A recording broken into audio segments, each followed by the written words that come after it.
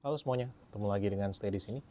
Akhirnya setelah sempat ketunda selama beberapa bulan, akhirnya proyek restorasi Mio J harian saya bisa saya lanjutin. Karena akhirnya setelah saya hunting sana sini gitu ya, saya akhirnya bisa dapat body halus barunya yang full body semuanya. Jadi dari depan sampai belakang, kiri kanan dan sebagainya, termasuk batok lampunya juga. Cuma untuk nyari bodinya ini emang sangat menantang gitu ya teman-teman, karena sejak saya share ke teman-teman bahwa saya mau restorasi Mio J saya ini, saya udah sempat hunting tuh sana sini, mulai dari uh, toko official yang emang ada bengkelnya, terus juga saya nyari ke e-commerce gitu ya, itu susah. Jadi rata-rata barangnya itu nggak ready, terutama untuk yang warna saya ini nih, yang biru terus ada putihnya gitu. Itu hampir semua toko saya tanya nggak ada, dan sampai akhirnya saya tanya ke bengkel besar gitu ya, yang Yamaha Cempaka Putih, teman-teman juga mungkin tahu yang punya motor Yamaha. Itu juga bahkan di mereka aja harus inden, dan jangka waktu indennya itu juga nggak bisa ditentuin gitu. Dia bilang waktu itu sempat, kalau nggak salah ya, sekitar 1-2 bulan, itu pun belum pasti. Jadi akhirnya saya putar otak nyari-nyari lagi di mana, dan ketemulah satu seller yang ngejual body Mio J, tapi sayangnya bodinya itu bukan asli teman-teman. Jadi body KW ya, body replika gitu, bukan original Yamaha. Dan akhirnya karena dikejar waktu juga, karena kondisi body aslinya ini udah semakin mengkhawatirkan. Bahkan di body belakangnya yang pecah itu, waktu itu yang sempat saya tunjukin di video sebelumnya, itu pecahnya makin parah. Jadi lampu belakang itu udah nggak bisa dipegang lagi dengan benar. Teman-teman kalau misalnya lihat nih, ini udah ada selotip ya, jadi sampai harus ditahan dengan selotip. Jadi akhirnya saya putusin, ya udahlah saya ambil aja dulu body KW-nya untuk ngeganti body yang udah makin parah ini. Warnanya saya samain sesuai dengan warna aslinya, cuma tanpa stripping aja. Tapi di saat yang sama saya tetap akan inden body aslinya, supaya saya nanti bisa tetap dapat body orinya waktu saya mau restorasi total lagi.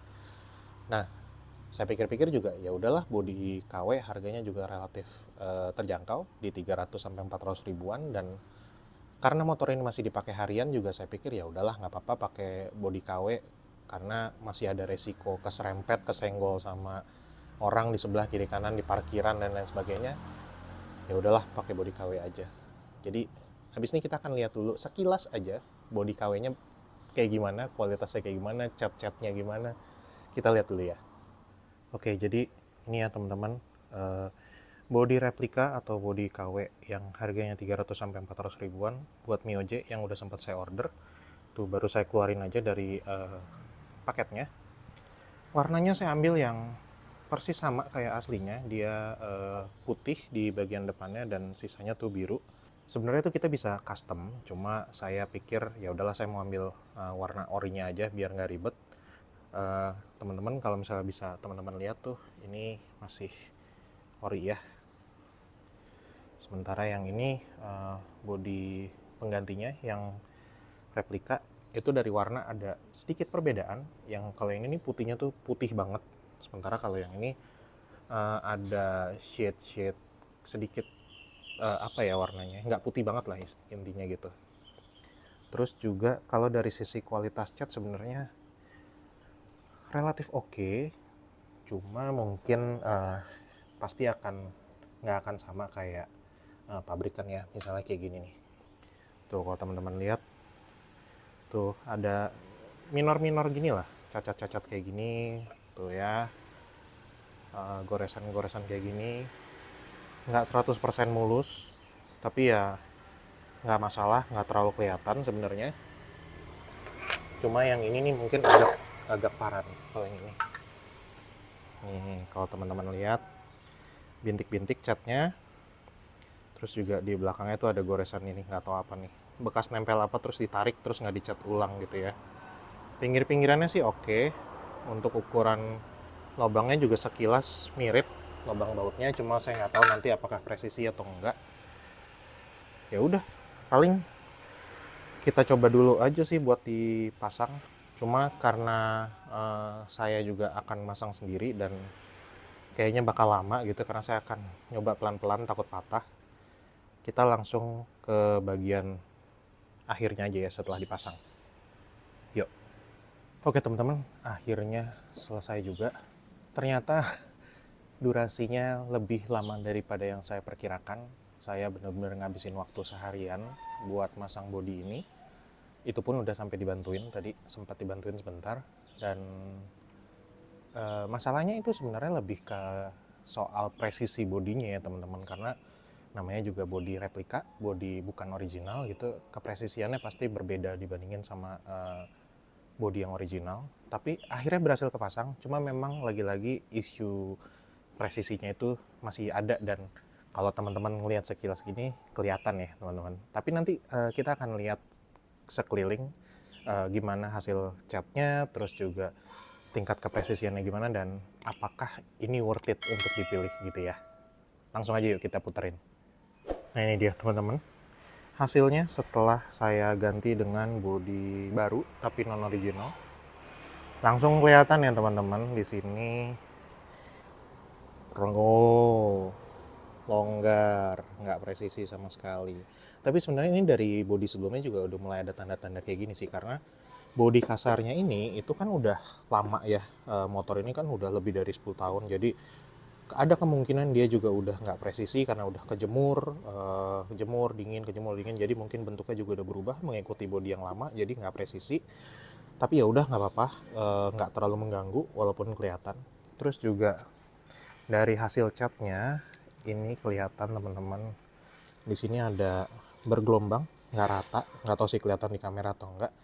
Tapi kalau di saya nih kelihatan bergelombang. Terus juga di sini ada bintik-bintik kayak kelebihan cat, nggak rata lah intinya ya. Terus juga ada lecet-lecet minor sebenarnya tuh, kayak di sini kelihatan bergelombang, nggak rata gitu ya.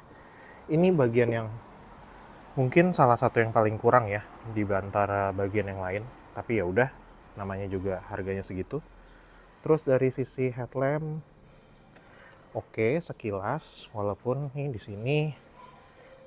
sini kurang rapet tuh ya, masih bisa ditekan. Terus juga lubang-lubang bautnya ini ada yang nggak presisi, jadi saya agak susah nih masang lubang baut yang ada di sini. Terus juga sayap oke, nggak masalah, walaupun kualitas catnya juga ya begitulah ya. Terus juga spakbor aman, walaupun ada ini agak-agak grepes di sini, kurang rata gitu ya, nggak sampai bawah. Ini belum kesenggol ya teman-teman, jadi kelihatannya udah kayak kegesek gitu, cuma sebenarnya enggak. Terus pindah lagi ke bagian bodi sampingnya, sekilas aman ya teman-teman, cuma agak ada sedikit gap di sini, nggak terlalu kelihatan tapi ya oke lah ya. Tapi untuk kepresisian lubang bautnya yang sebelah sini kelihatan nggak ya? Nah sini tuh agak kurang pas, jadi saya nggak bisa pasang bautnya. Untuk lubang baut yang lain aman, di sini agak longgar dikit tapi nggak masalah, masih bisa ngikat.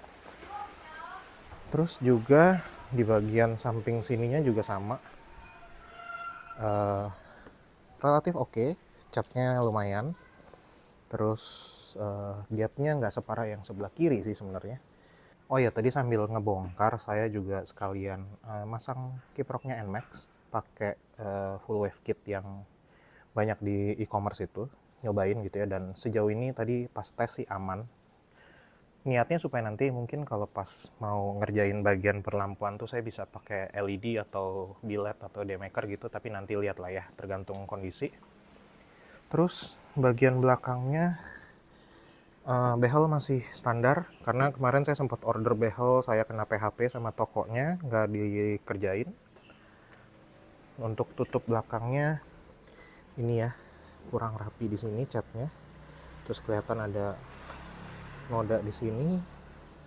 Tapi karena ketutupan behel jadi nggak terlalu parah sih. Udah. Ini juga masih standar, mungkin nanti akan saya ganti yang baru supaya nggak burem. Udah sih itu doang sebenarnya. Jadi kalau misalnya boleh dikasih nilai gitu ya, mulai dari kualitas bodi, kualitas cat, terus juga kepresisian, saya bisa bilang ini mungkin 6, mungkin 6/10 gitu ya, 6 dari 10. Jadi dari sisi harga ini sebenarnya oke banget gitu ya, harga itu 300 sampai 400 ribuan doang. Sepertiga lah ya, kurang lebih sepertiga dari harga bodi halus yang asli. Cuma memang kalau misalnya nemu buatannya yang kurang presisi ya itu mungkin agak nyebelin ya. Lumayan PR lah untuk masang semuanya. Oke, jadi mungkin gitu dulu untuk progres pertama restorasi atau penyegaran Mio J harian saya. Saya masih bakal tetap order body yang orinya sih sebenarnya nanti. Cuma untuk kebutuhan sehari-hari kayaknya ini bisa dulu lah, nggak masalah ya.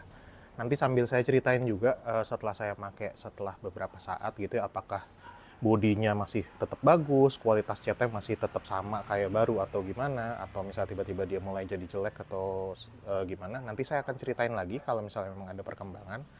Terus juga masih ada beberapa step lagi yang harus saya lakukan, yang perlu saya lakukan di motor ini. Jadi nanti pasti akan saya ceritain lagi untuk setiap upgrade atau barang yang saya pasangkan di motor ini. Jadi gitu dulu untuk video kali ini. Terima kasih buat yang sudah menonton dari awal sampai habis.